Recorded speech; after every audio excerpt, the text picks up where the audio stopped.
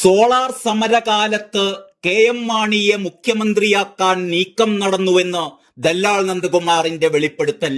K M. മാണിയെ ഇടതുപക്ഷത്തെത്തിച്ച് UDF ഭരണം അട്ടിമറിക്കാനായിരുന്നു നീക്കം. ഇത് പൊളിഞ്ഞതോടെയാണ് സോളാർ സമരത്തിൽ ഒത്തുതീർപ്പ് വേണ്ടി വന്നത് എന്നും നന്ദകുമാർ പറയുന്നു. EP ജയരാജനും താനുമാണ് K M. മാണിയുമായി ഇക്കാര്യം സംസാരിച്ചതെന്നും നന്ദകുമാർ പറയുന്നു.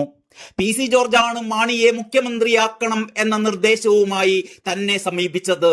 പിണറായി വിജയൻ ഫോണിൽ കെ.എം. മാണിയുമായി സംസാരിച്ചു. ആദ്യം വിസമ്മതിച്ച കെ.എം. മാണി പിന്നീട് സമ്മതം മൂളുകയായിരുന്നു. എന്നാൽ ജോസ് കെ മാണിയാണ് ആ നീക്കം പൊളിച്ചത്. സോളാർ സമരം തുടങ്ങിയ അന്ന് രാത്രിയാണ് നീക്കം നടന്നതെന്നും നന്ദകുമാർ മാധ്യമങ്ങളോട് പറഞ്ഞു. സോളാർ കേസ് ഒത്തുതീർപ്പാക്കാൻ മുൻകൈയെടുത്തത് CPM എന്ന് മുതിർന്ന മാധ്യമ പ്രവർത്തകൻ ജോൺ മുണ്ടക്കയത്തിന്റെ വെളിപ്പെടുത്തലിന് പിന്നാലെയാണ് നന്ദകുമാറിന്റെ ഈ പുതിയ വെളിപ്പെടുത്തൽ.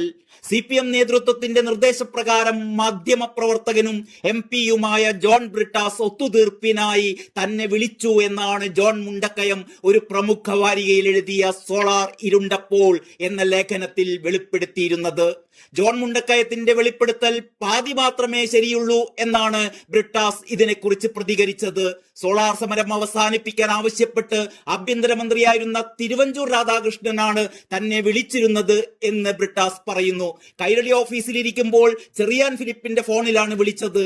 അദ്ദേഹമാണ് ഫോൺ തന്റെ കയ്യിൽ തന്നത്. സർക്കാർ ഏതു നിലയ്ക്കുള്ള ഒത്തുതീർപ്പിനും തയ്യാറാണ് എന്നും പ്രതിപക്ഷത്തിന്റെ ആവശ്യങ്ങൾ അംഗീകരിക്കാൻ തയ്യാറാണെന്നും നിർദ്ദേശങ്ങൾ ഉണ്ടെങ്കിൽ അറിയിക്കണമെന്നും തിരുവഞ്ചൂർ പറഞ്ഞു എന്ന് ബ്രിട്ടാസ് പറയുന്നു. ഇക്കാര്യം CPM നേതൃത്വത്തെ അറിയിക്കണമെന്നും തിരുവഞ്ചൂർ ആവശ്യപ്പെടുകയുണ്ടായത്രേ. അല്ലാതെ ജോൺ മുണ്ടക്കയത്തെ ഞാൻ വിളിക്കുകയോ തിരുവഞ്ചൂരിനെ ഞാൻ വിളിക്കുകയോ ചെയ്ത സംഭവം ഉണ്ടായിട്ടില്ല എന്നാണ് ബ്രിട്ടാസ് പറയുന്നത്. ഇക്കാര്യത്തിൽ ജീവിക്കുന്ന ദൃക്സാക്ഷിയാണ് ചെറിയാൻ ഫിലിപ്പ്. മാധ്യമപ്രവർത്തകർക്ക് ചെറിയാൻ ഫിലിപ്പിനെ നേരിട്ട് വിളിച്ച് അന്വേഷിക്കാവുന്നതാണ് എന്നും കൂടി ബ്രിട്ടാസ് പറഞ്ഞു വെക്കുന്നു. രണ്ടു പത്രലേഖകർ തമ്മിൽ നടത്തിയ ഫോൺ സംഭാഷണത്തിൽ നിന്നായിരുന്നു ഇതിന്റെയെല്ലാം തുടക്കമെന്ന മുഖവുരയോടെയാണ് ജോൺ മുണ്ടക്കയത്തിന്റെ വെളിപ്പെടുത്തലുണ്ടായത്. അപ്രതീക്ഷിതമായി സർക്കാർ സെക്രട്ടേറിയറ്റിന് 2 ദിവസം അവധി നൽകിയതും സമരക്കാർ നേരിട്ട പ്രകൃതിയുടെ വിളിയും സമരം അവസാനിപ്പിക്കാൻ കാരണമായി എന്ന് അദ്ദേഹം എഴുതുന്നു. സമരം എങ്ങനെയെങ്കിലും അവസാനിപ്പിക്കണ്ടേ എന്ന് ജോൺ ബ്രിട്ടാസ് ജോൺ മുണ്ടക്കയത്തോട് ഫോണിൽ ചോദിക്കുകയായിരുന്നു അത്രേ. മുകളിൽ നിന്നുള്ള നിർദ്ദേശപ്രകാരമാണ് ബ്രിട്ടാസിന്റെ കോളെന്ന് അദ്ദേഹത്തിന് മനസ്സിലായി. ഉടനെ പത്രസമ്മേളനം നടത്തി ജുഡീഷ്യൽ അന്വേഷണം പ്രഖ്യാപിച്ചാൽ സമരം പിൻവലിക്കാൻ തയ്യാറാണെന്ന് ഉമ്മൻചാണ്ടിയെ അറിയിക്കാമോ എന്നായിരുന്നു അത്രേ ബ്രിട്ടാസ് ചോദിച്ചത്.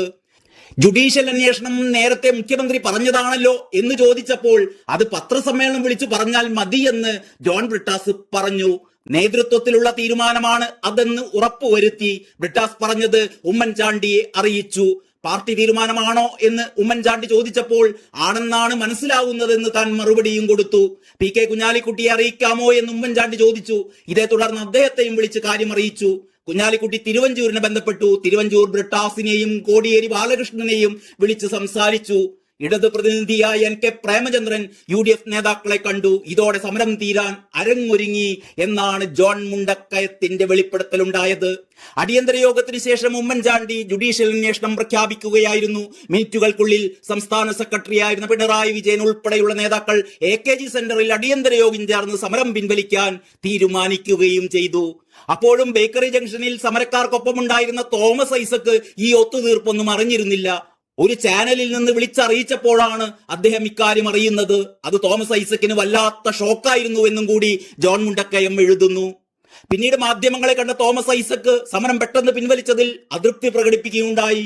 1-2 ദിവസം കൂടി സമരം തുടർന്നിരുന്നുവെങ്കിൽ ആ സമ്മർദ്ദത്തിൽ ഉമ്മൻചാണ്ടി രാജിവെക്കുമായിരുന്നു എന്നാണ് അന്ന് തോമസ് ഐസക് പറഞ്ഞിരുന്നത്. സമരം തീർത്തത് പ്രതിപക്ഷവും ഭരണപക്ഷവും തമ്മിലുള്ള രഹസ്യധാരണയുടെ ഭാഗമാണ് എന്ന ആരോപണത്തിൽ പിണറായി വിജയന് തന്നെ വിശദീകരണവുമായി രംഗത്തു വരേണ്ടി വന്നു എന്നും അദ്ദേഹം വ്യക്തമാക്കുകയുണ്ടായി. ജോൺ മുണ്ടക്കയത്തിന്റെ വെളിപ്പെടുത്തൽ ശരിവെച്ച് മുൻ ആഭ്യന്തരമന്ത്രി തിരുവഞ്ചൂർ രാധാകൃഷ്ണനും രംഗത്തെത്തിയിട്ടുണ്ട്.